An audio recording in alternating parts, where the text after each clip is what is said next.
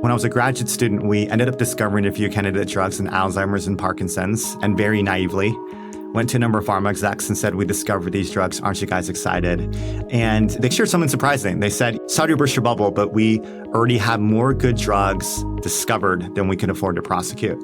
And when we took a step back and we said, well, if we are living in a world where drug discovery is only getting more efficient, no one truly knows what's going to work until you run a clinical trial.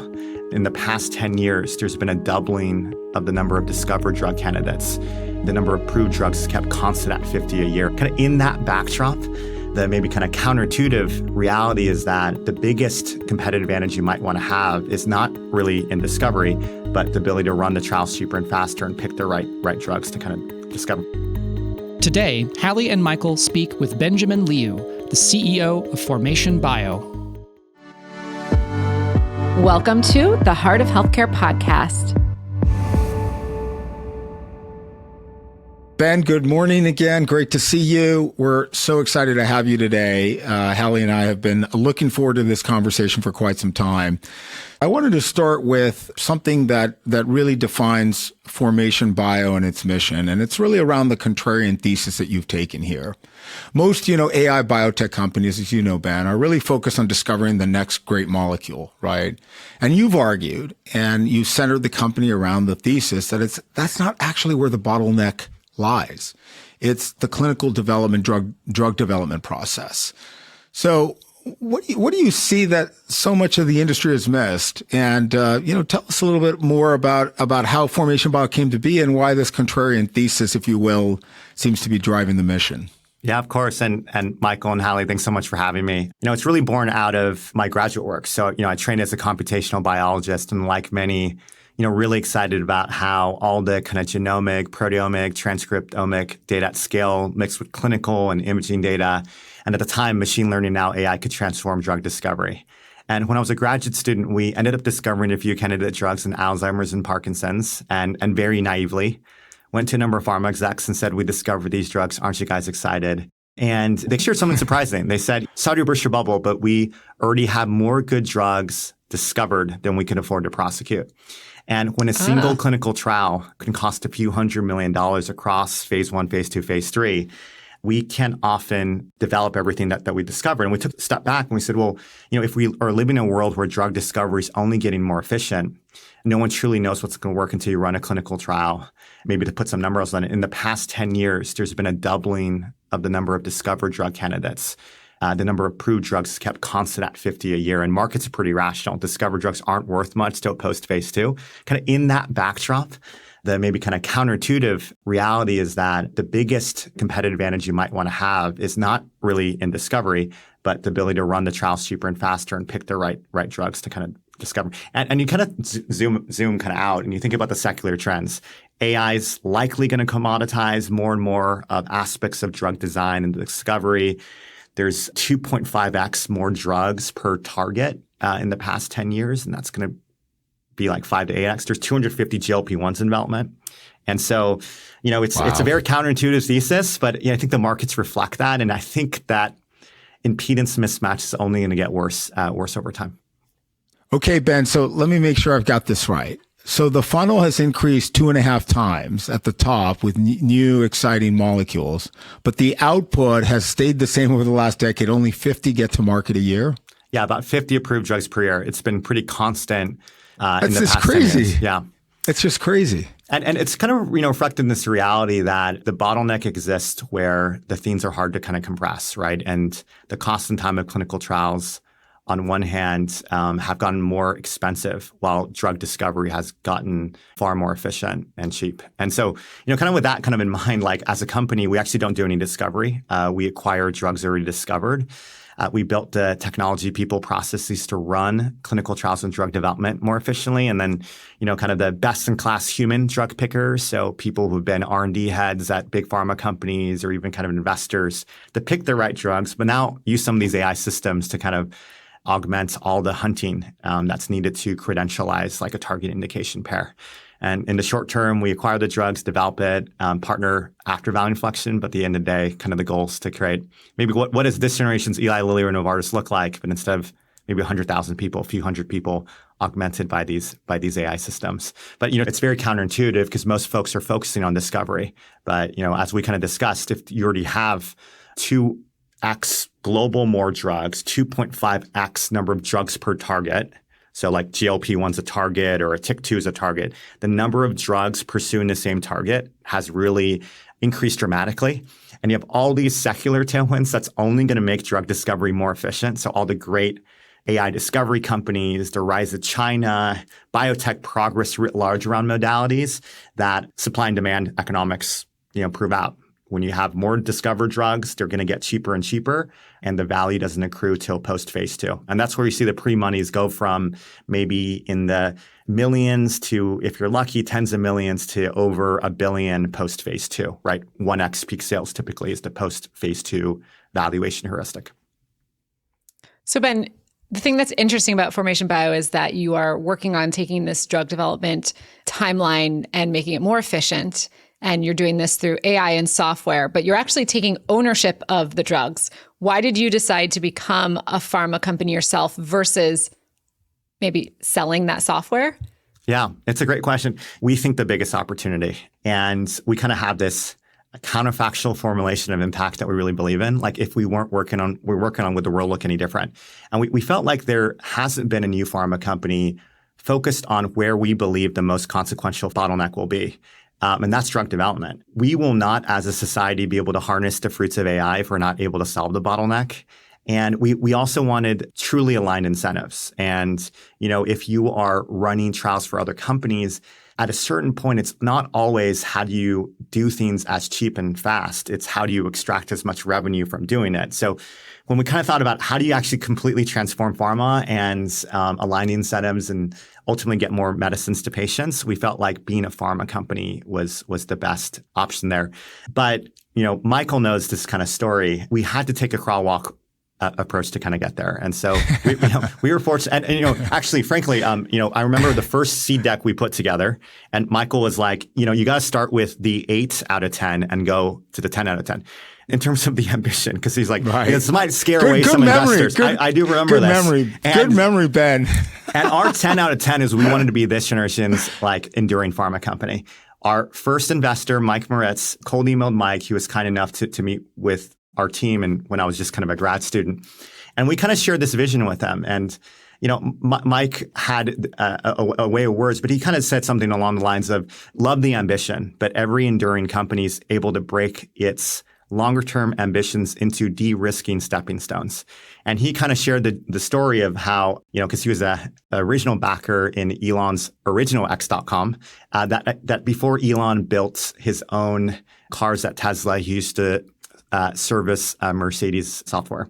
And John Doerr was an early investor as well. And John shared the story that Amazon actually used to power Target's e-commerce business because it was going to be really expensive to build warehouse fulfillment centers, all of the global logistics kind of supply chain needed to kind of power that.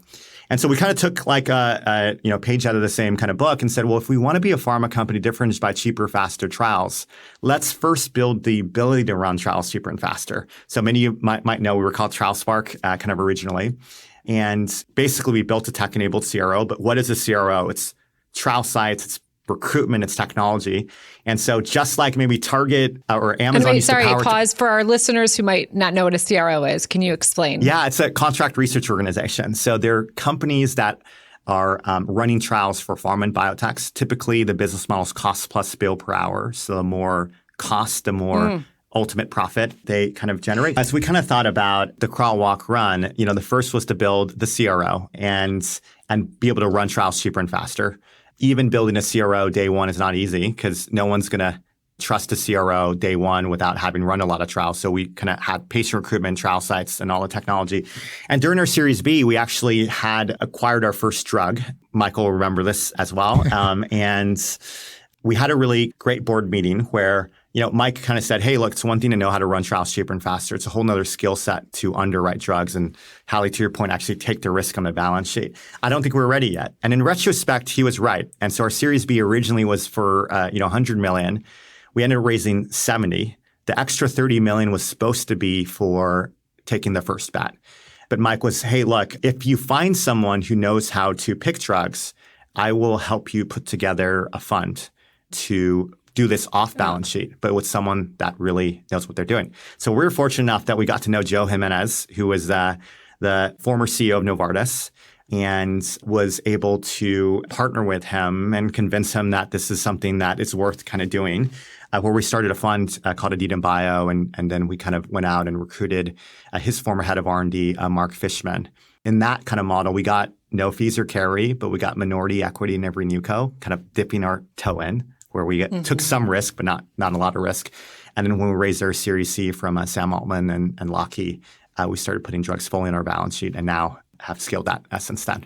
But kind of that crawl, walk, run. I kind of meet a lot of entrepreneurs, and you want to start a biotech. It's capital intensive, but our first check was $2.25 million. Our Series A was $15 million. As those in biotech know, that's not much you can do. But what we did use that is to, again, crawl, walk, run. Do what you can with that. Earn the right to go on to the next stage. And now I think we're in a fortunate position that we have the opportunity to create a next-gen pharma, but needing to earn the right in order to do that. Ben, the venture capital analogy that you did with Aditum here and partnering with them.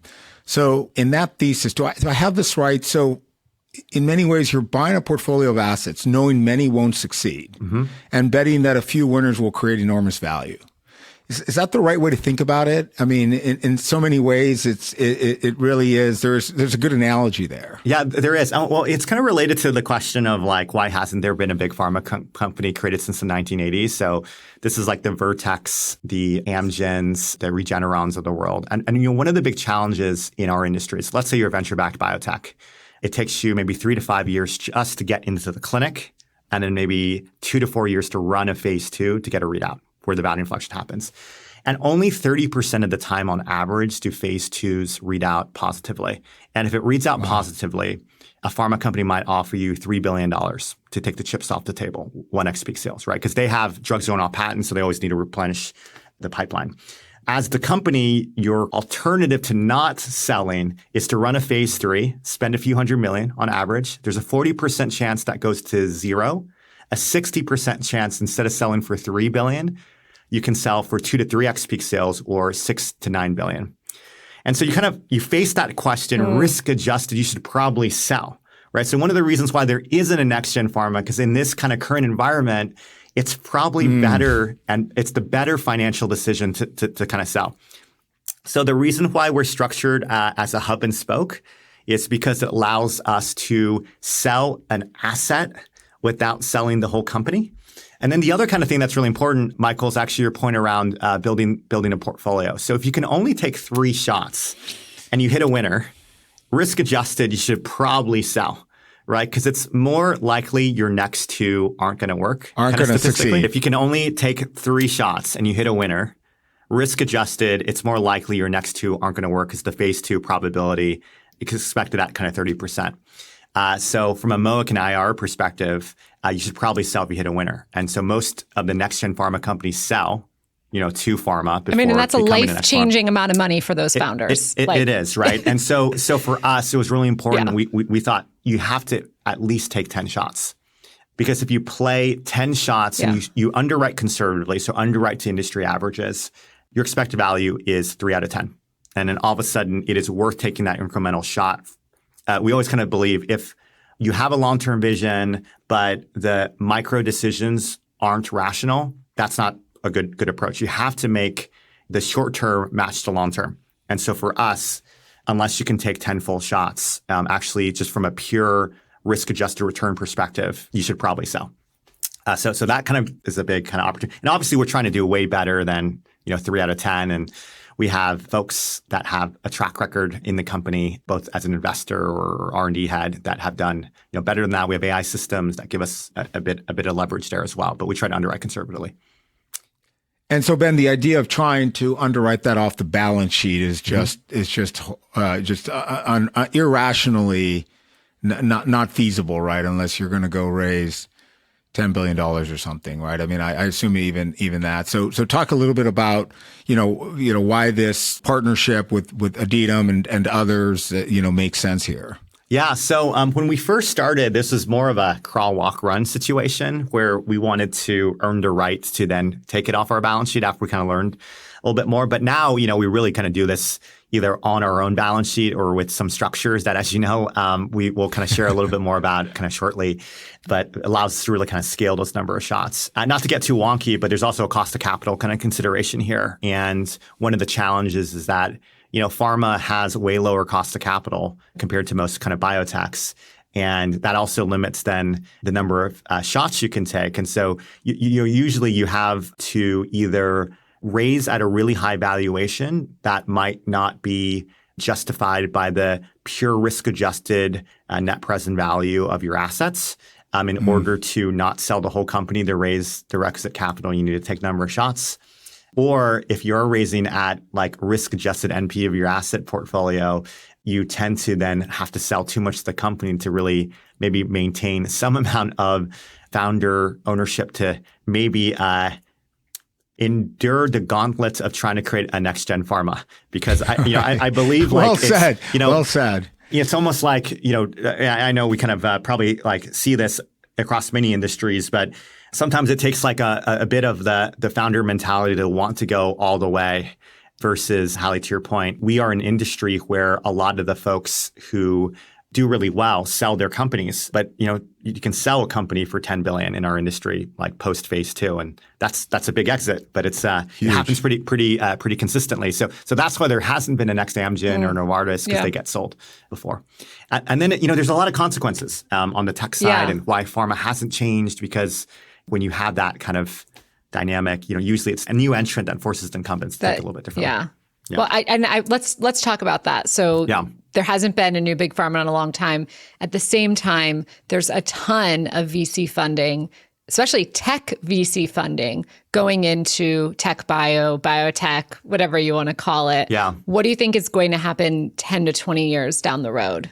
Yeah, it's a really kind of great question. Number one, we're just really excited that more people are kind of thinking about life sciences because we do think one of the positive manifestations of AI and tech is its opportunity to ultimately allow people to live longer and healthier, and nothing like more folks kind of getting in.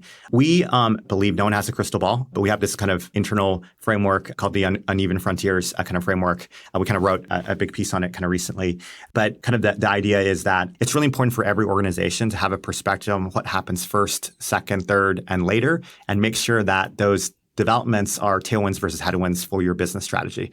So, Hallie, maybe to answer your question, in the next 10 to 20 years, we think there's going to be a number of real progress around AI predictive models as it relates to our industry. And we think there are 3 consequential predictions.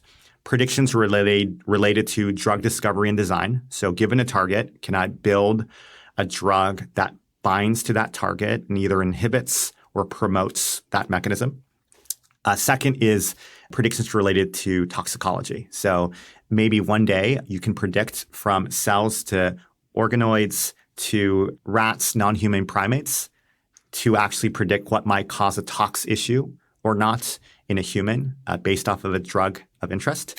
And last kind of consequential prediction is clinical efficacy. So one day maybe you don't actually have to run a trial in a human, and you might be able to use a kind of lower order kind of systems or other animal models or other in silico kind of things to predict what is likely going to happen in a human.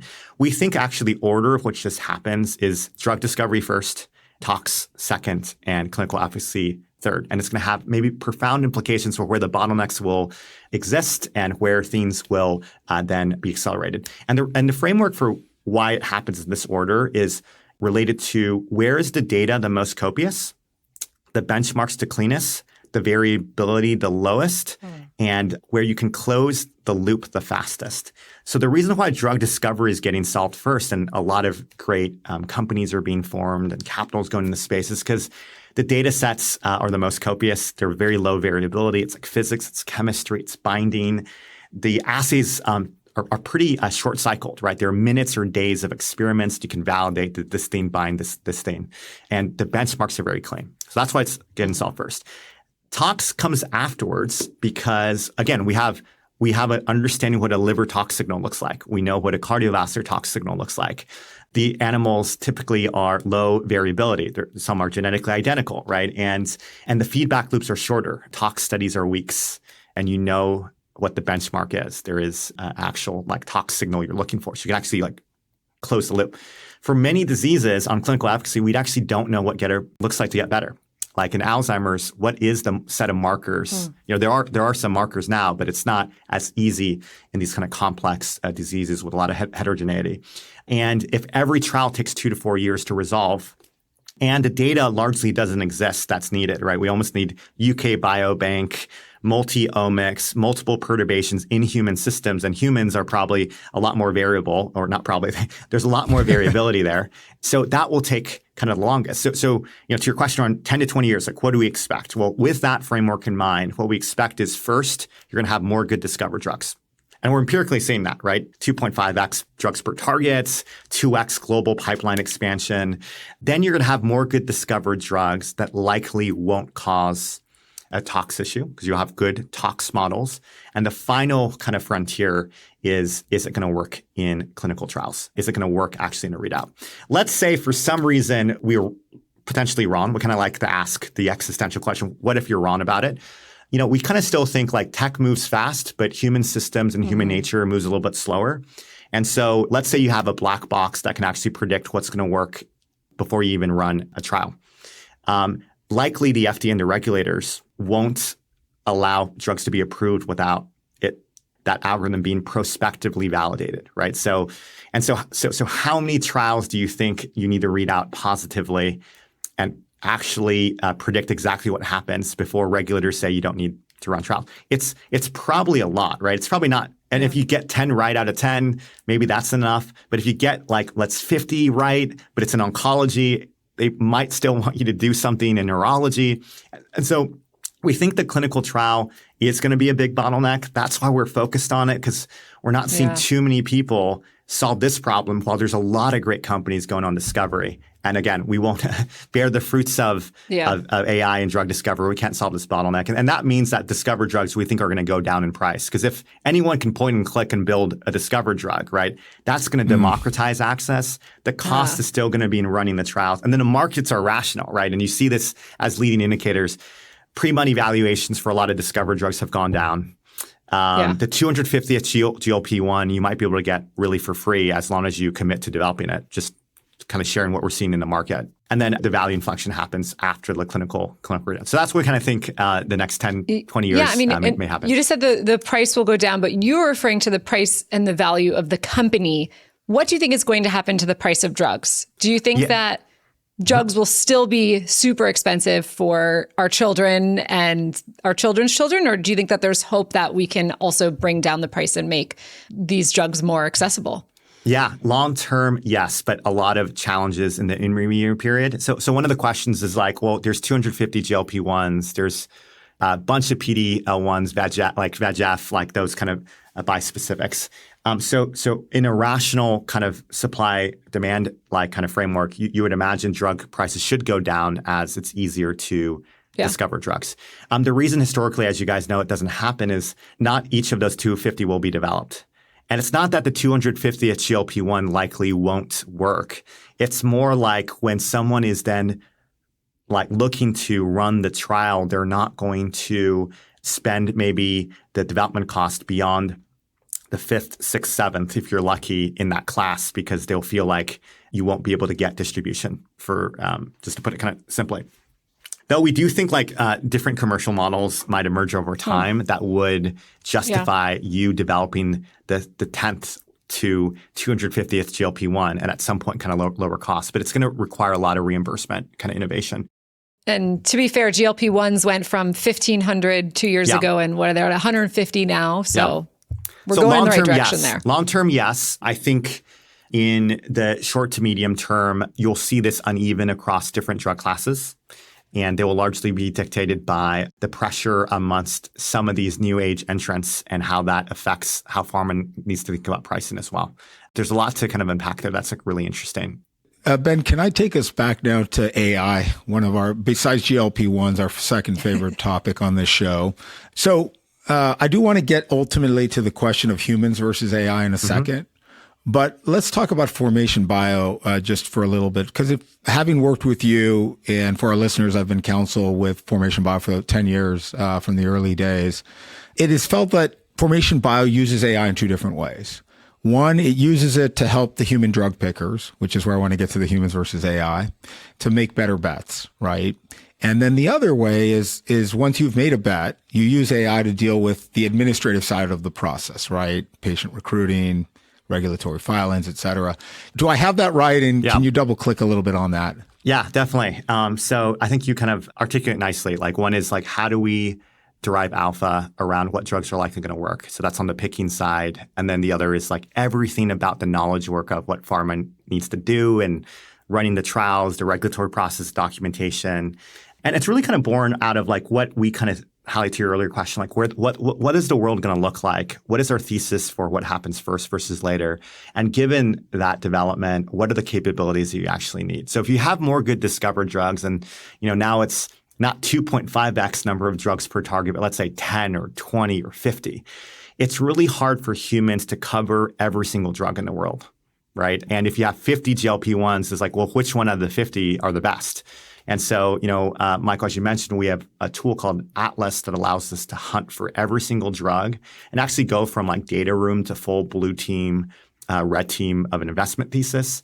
And so cover all the universe of drugs.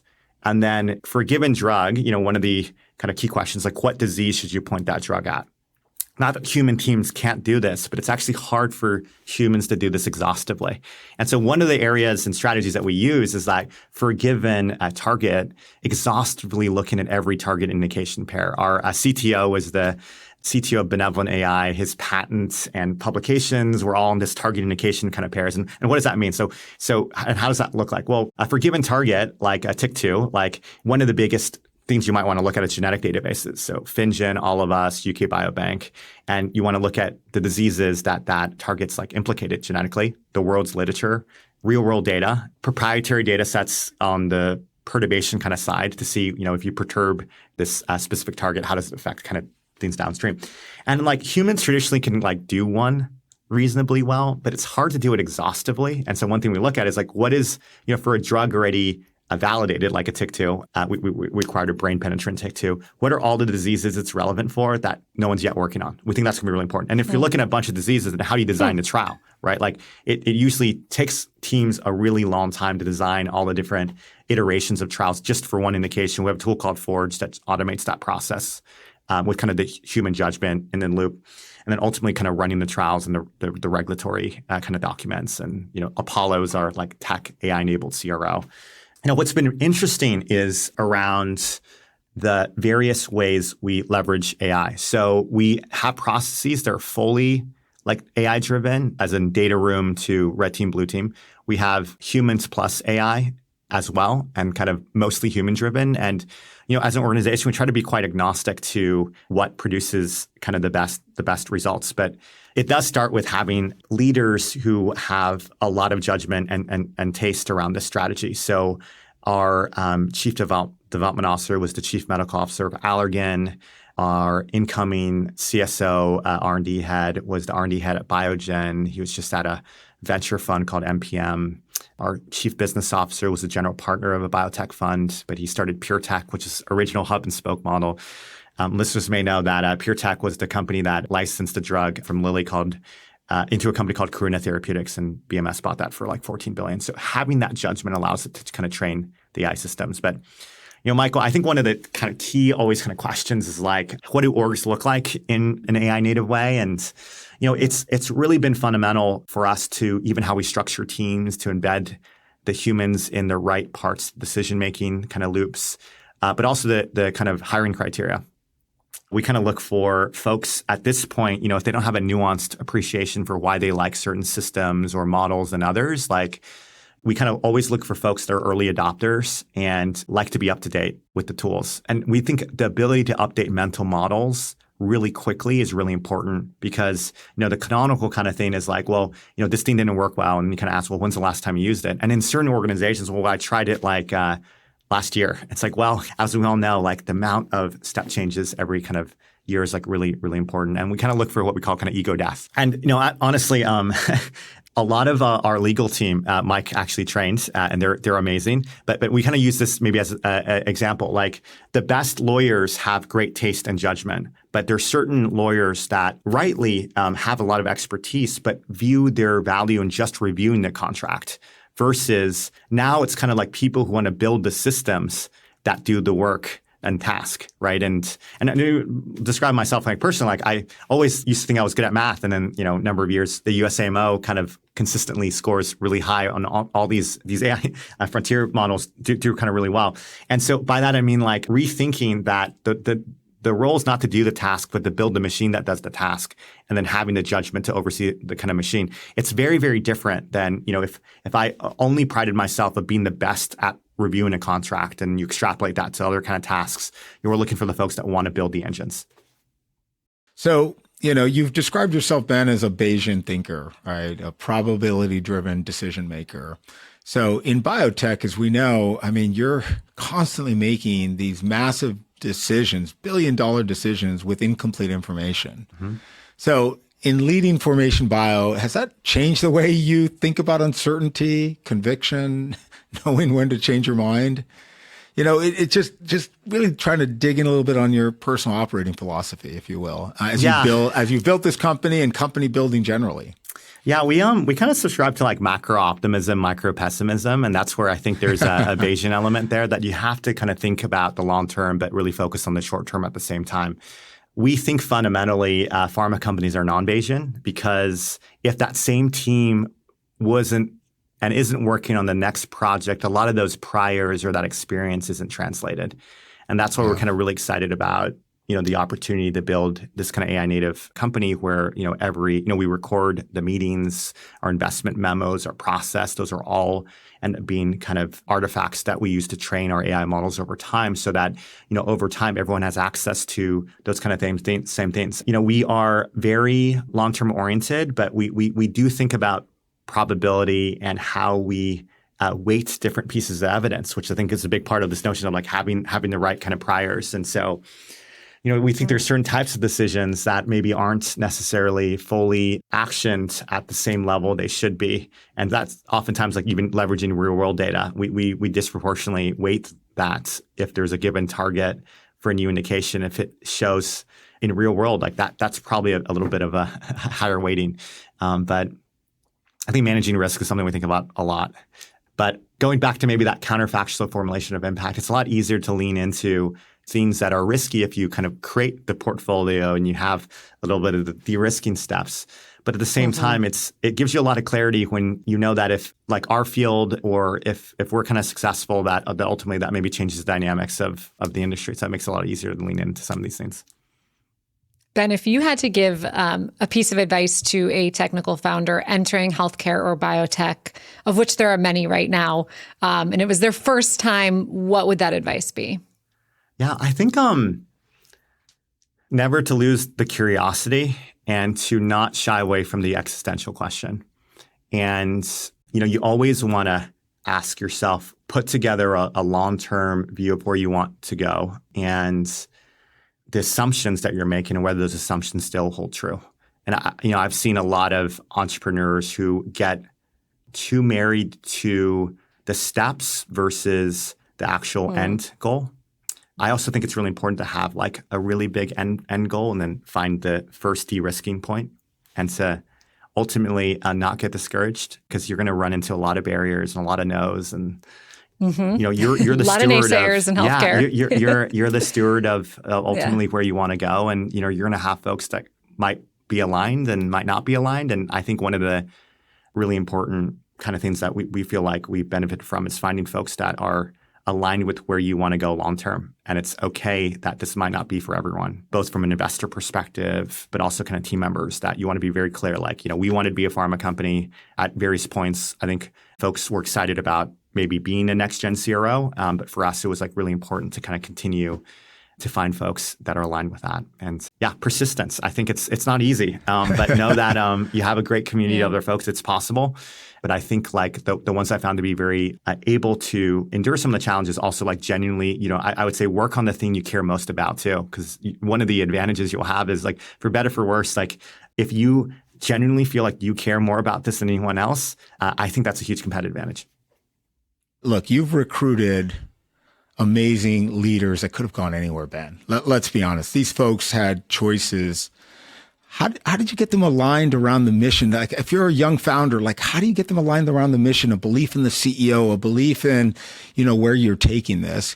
It goes to leadership. And it's something that, as I sit in board meetings, weekly and monthly, it's a topic that sort of everyone dances around, but how did you do it? Like, how did you convince these incredible drug pickers, these institutional leaders, these great thought, leaders? How did you convince them that, hey, this was the mission to join and not go join any of the other dozens and dozens of opportunities they had? Yeah, no, it's what we think is the most important thing for every organization is just the talent and the culture and the leaders you bring on board. We believe we benefit a lot from earnesty and like deep commitment to the mission. Like our mission is to bring new treatments to patients faster and more efficiently. It is the North Star of the company. And first principles defines what we work on, why we work on it, why don't we do certain things. And so maybe at the early point, like the reason why we don't be a CRO and run trials for other companies is if we want to bring new treatments to patients faster, more efficiently, is that actually the way to do it when you have a business model that if you're successful means you're probably charging for the outcome of running the trial versus actually getting a medicine kind of to patients. Yeah. And so I think earnesty, I think people get that when they meet you and then commitment to the mission. This has not been necessarily the fastest path, right? There's a lot of other industries that probably if you want faster outcomes, you can go to. And ours is one where I don't think you can take shortcuts. And so I think people, maybe consistency. And it's also, we partnered with someone, Vin Mehta, who was most recently at CMS. He was interim CMO at Oscar. We met him 10 years ago. And Lin Hao and I sheepishly tried to recruit him 10 years ago when we're just kind of maybe, as you may recall, like a few folks in literally a live-work garage kind of situation. And Danny has been trying to recruit since grad school. And, the reality too, there's folks you can recruit at certain times and folks that you can't. And so the other kind of thing is that fit of when to recruit someone is just as important, that when you're maybe not at kind of a company maturity level to actually fully allow someone to spread their wings as they need it. I know we kind of talk about this a lot, but sometimes hiring someone too early too is not a good thing for the organization because it's almost like at different points in the journey, you might need different kind of characteristics, right? And in the early stages, and we all know it's a lot of getting your hands dirty. We still look for that no matter what stage, but it's kind of finding also the fit of timing. So earnesty, being willing to spend a lot of time on recruitment, and also knowing that with someone like Vin and some of these folks, it literally took 10 years to recruit them and not giving up.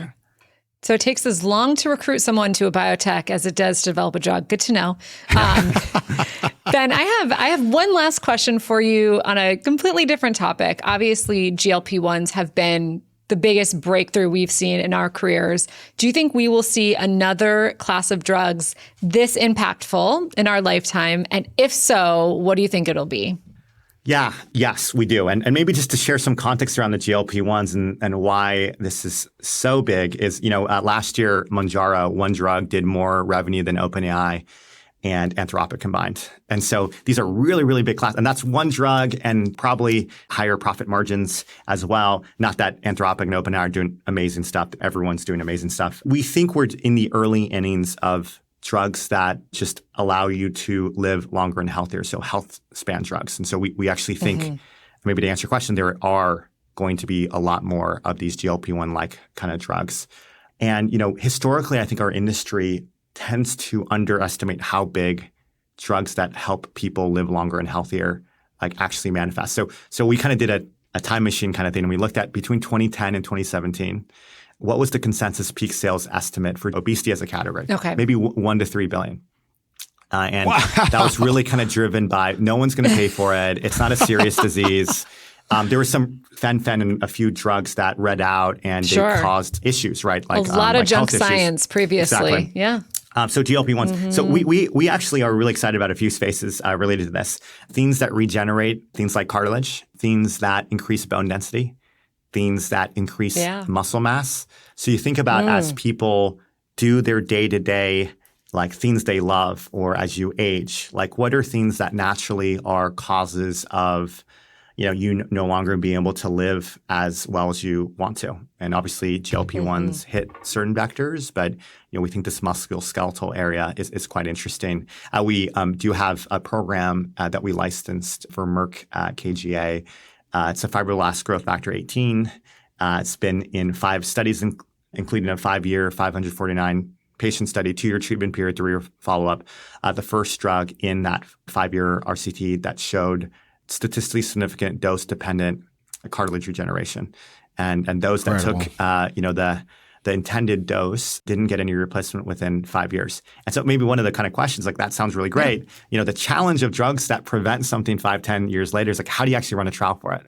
Right? Like, so there is kind of some of these like system kind of questions. Yeah. And what we basically found GLP-1s had the benefit of having a different use case that we were able to, That's right. That's right. Instant For results. diabetes. Yeah, and in this Yeah. case, like, what maybe I can allow you to do is like we built a model that predicts who gets knee replacement within like 5 or 10 years. And then based from an MRI image, and you can kind of show that. Then you can test like drugs. Hey, they take it, look at the image. Does it reduce your risk? And all these other kind of things. But we think prevention actually writ large is like going to be one of the biggest categories if you can figure out some of the historical challenges around how you get to approval.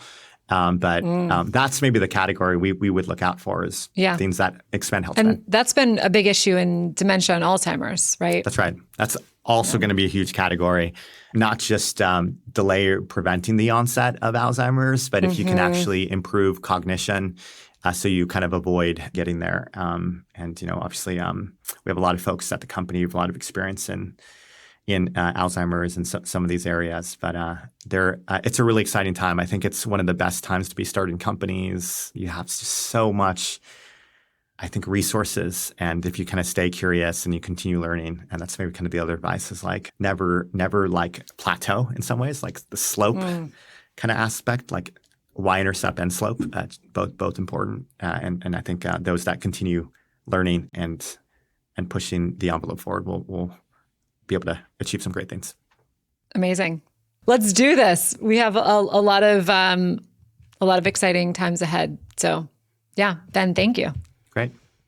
Thanks for coming on, Ben. We've been together 10 years and counting, and I will tell you, even hearing you today, I just continue to learn additional nuggets, and that natural curiosity is there for me, and I know it's for you. And one closing thought for you, Ben, and I think you sold yourself short. People come to Formation Bio because they see your authenticity, your commitment to the mission, your commitment to changing the world. So thanks for everything you've done. Thanks for allowing me and Fenwick to be on this journey with you, and excited for the next 10 years to come and counting. Thanks so much. Really enjoyed it, Michael, Holly.